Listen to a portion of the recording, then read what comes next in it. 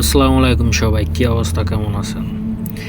দেখুন ভিডিওটা, এটা হলো দক্ষিণ আফ্রিকায় একটা মুদির দোকানের ভিডিও। একজন ব্যক্তি প্রথমে আসলো কাউন্টারে।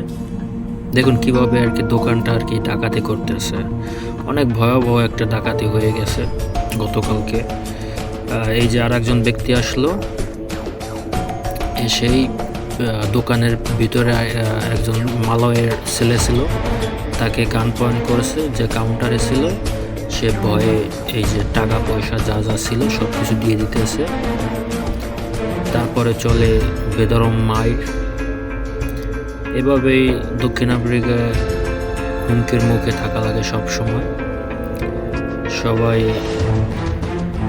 দেখুন ভিডিওটা, লাইক, কমেন্ট, সাবস্ক্রাইব করতে ভুলবেন না।